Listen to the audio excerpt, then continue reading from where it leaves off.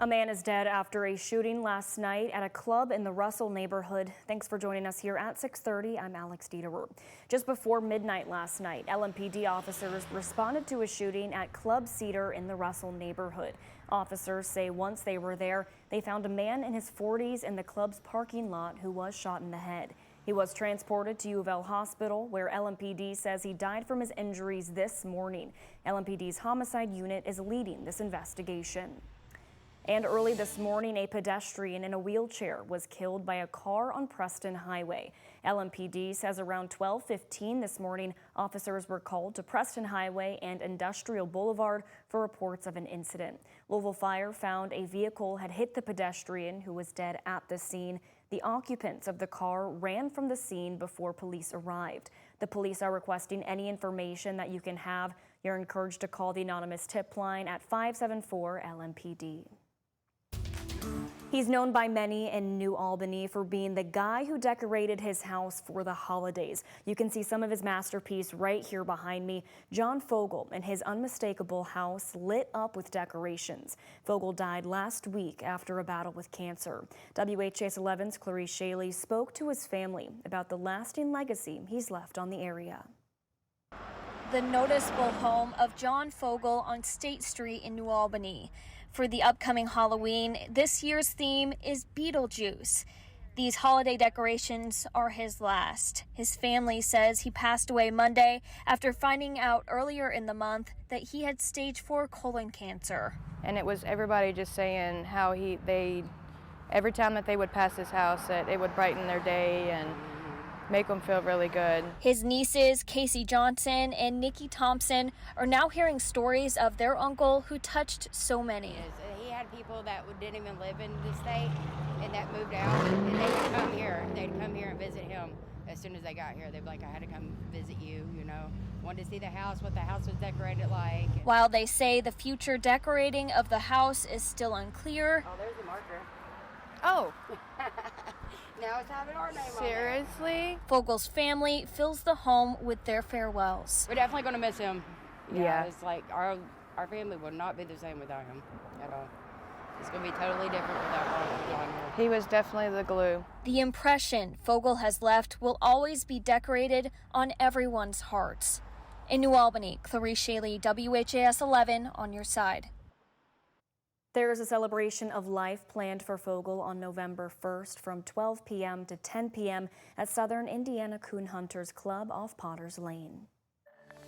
Right now, the Republican Party of Kentucky says they're investigating a, quote, vile social media post on the Hardin County Republican Party's Facebook page. A screenshot obtained by the Hardin County Democratic Party sent to WHAS 11 News shows the post, which depicts former President Barack Obama and First Lady Michelle Obama as apes in a jungle. Hardin County Republican Party Chair Bobby Coleman has admitted responsibility for the post via a statement on Facebook. In her statement, Coleman apologized for sharing and amplifying the offensive imagery, saying, quote, as someone who does not engage with racist tropes, I did not consider the underlying meaning that this video may have had. I am not racist, and any suggestion to the contrary does not reflect my values or character, end quote. The Republican Party of Kentucky said they are actively investigating and would take the, quote, harshest action available against those involved. Today marks day 26 of the government shutdown, with still no end in sight. While many federal employees like TSA agents and air traffic controllers missed paychecks this week, and many are scrambling to make ends meet. Earlier this week, the Department of Agriculture announced there will not be enough funds to cover SNAP recipients starting November 1st. So many other Americans will be without food subsidies coming into the holiday season, affecting over 600,000 Kentuckians.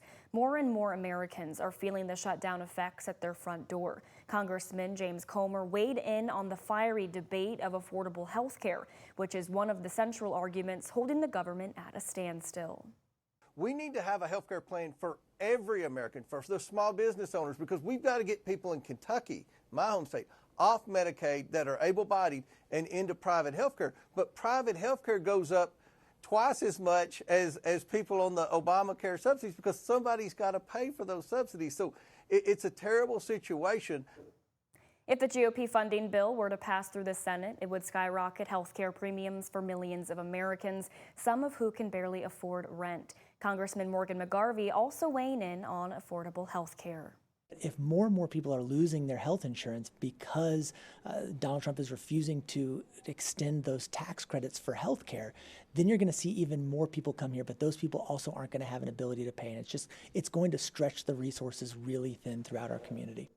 McGarvey argues that ending the health care subsidies and tax credits will only exacerbate what's already a tough and expensive for-profit system. And just like SNAP, other government subsidies are in peril due to the shutdown. Head Start programs are funded by federal grants, and over 100 of them are set to be funded November 1st, but will miss the disbursement and be forced to rely on emergency funds or close their doors if the government is still shut down. Head Start programs serve low-income families and provide preschool-level education, 2 meals a day, and medical care for 3 to 5-year-olds who qualify.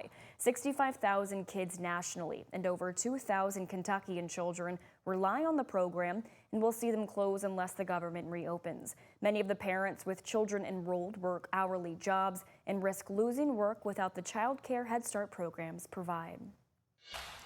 Officials in France have confirmed that 2 suspects are now in custody in connection with last week's jewel heist at the Louvre Art Museum. But authorities say they haven't recovered any of the stolen items.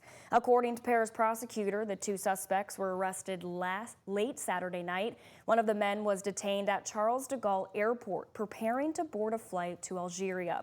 2 sources tell ABC News that DNA from inside a motorbike helmet found at the scene matched one of the suspects. Investigators say both men are around 30 years old, known to police and linked to other robberies. The suspects are now being questioned at the headquarters of the Judicial Police in Paris, which deals with organized and serious crime. All of a sudden, I see people just flooding out of the room, pure fear on their face. I think it's a great story to be able to tell people that you were at the Louvre when they got robbed. You just heard from 2 Kentucky high school students who were actually at the Louvre on a class trip at the time of the heist. Luckily, their chaperones were able to keep the students safe and together using a buddy system during that hectic situation.